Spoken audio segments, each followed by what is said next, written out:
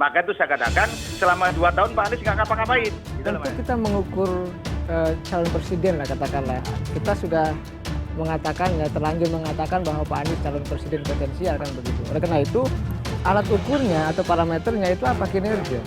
Pak Anies harus menuntaskan program Jakarta dulu. Maka yang harus digenjot ketika Pak Anies ingin 2024 jalannya mulus, 2 tahun yang tersisa ini Pak Anies harus kerja keras sehingga warga Jakarta akan memberikan penilaian positif kepada Pak Anies. Jadi apa yang terjadi hari ini, sekalipun pemilu masih panjang, Anies merupakan salah satu komoditas politis yang paling hot.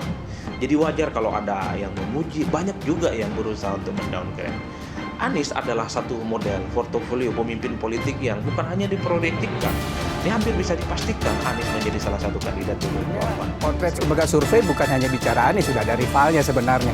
Ada tokoh-tokoh nasional, baik dari politisi, pengusaha, birokrat, militer, dan seterusnya.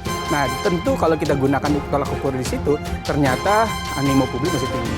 Sekarang rakyat butuh kerja, bukan sensasi lagi. Anies yang dipersalahkan misalnya, bahkan bulian di banyak tempat, bahkan ada yang menggugat secara formal, padahal itu bukan orang Jakarta, dia ada di Tangerang. Dapil saya Banten 3, Tangerang. Saya tahu dia orang Tangerang, tapi juga menggugat Anies misalnya. Ini menjadi kritikan tajam dari masyarakat untuk diselesaikan oleh Pak Anies. Nah ini yang menjadi catatan penting. Jadi oleh karena itu sejatinya Pak Anies memang harus bekerja ya, dan tentu kalau kata Pak bekerja terus kan, untuk menyelesaikan persoalan itu. Ekspektasi, harapan publik tinggi kepada Anies Baswedan. Itu nggak bisa kita pungkiri. Karena Gitu loh, itu realita yang siapapun bisa melihat itu. Maka saya katakan kalau selama 2 tahun nggak ngapa-ngapain, faktanya ada, bukan saya mengada-ada. Karena hampir Manuver pengkritik jegal Anies Baswedan terbongkar bikin kaget. Sejumlah manuver pengkritik jegal Anies Baswedan terbongkar, isinya ternyata dahsyat dan bikin kaget. Pengamat politik Tony Rashid membeberkan 4 manuver yang dilakukan para pengkritik perusahaan penjegal Gubernur DKI Jakarta maju Pilpres 2024. Diketahui Anies dirumorkan bakalan maju di Pilpres 2024 sebab elektabilitas dan popularitas Anies juga terjaga berdasarkan hasil beberapa lembaga survei. Tony mengatakan ada 4 pola yang dimainkan para pengkritik untuk menjegal Anies. Pertama, jegal semua program dan kebijakan yang potensial membesarkan nama Anies. Seperti Formula E, katanya kepada Genped.co pada Rabu. Dia mengatakan sangat seksi jika Formula E bisa dibatalkan. Jika dibatalkannya ajang balap Formula E, Anies akan otomatis tertuduh sebagai pihak yang menghilangkan uang negara berupa komitmen fee, katanya. Menurutnya, manuver kedua Anies harus selalu diopinikan gagal dan salah. Hal itu dilihat dengan kritikan Anies tidak boleh sukses dan benar di mata publik. Apapun hasil kerja Anies, harus ada narasi kontra. Apapun prestasi dan penghargaan yang diterima Anies harus delegitimasi. Begitulah ujarnya.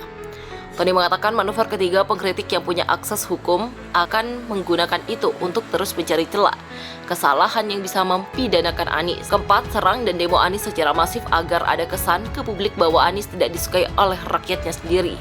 Dalam hal ini adalah warga Jakarta, ujarnya. Polemik unsur resapan peninggalan masalah tahun 2021 rupanya belum benar-benar selesai. Ketua DPRD DKI Prasetyo Edi Marsudi mengungkap bahwa dia tetap memutuskan penghapusan anggaran pembuatan sumur resapan itu kemarin. Dia menghapus anggaran pembuatan sumur resapan itu kemarin. Dia menghapus anggaran sumur resapan itu di hadapan Sekda DKI selalu Ketua TAPD Pemprov DKI. Sebelum dihapus, kata dia, Ketua TAPD Pemprov DKI berusaha meyakinkannya untuk menganggarkan itu pada tahun 2021 ini. Kemarin dalam rapat rasionalisasi APBD DKI tahun 2022, hasil evaluasi Kementerian Dalam Negeri memutuskan untuk tetap meniadakan kegiatan pembangunan sumur resapan itu.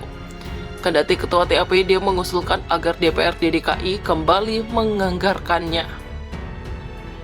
Begitulah kata dia dalam keterangannya pada Sabtu 15 Januari. Dia mengatakan hal yang aneh, anggaran sumur resapan bisa muncul kembali dalam APBD DKI.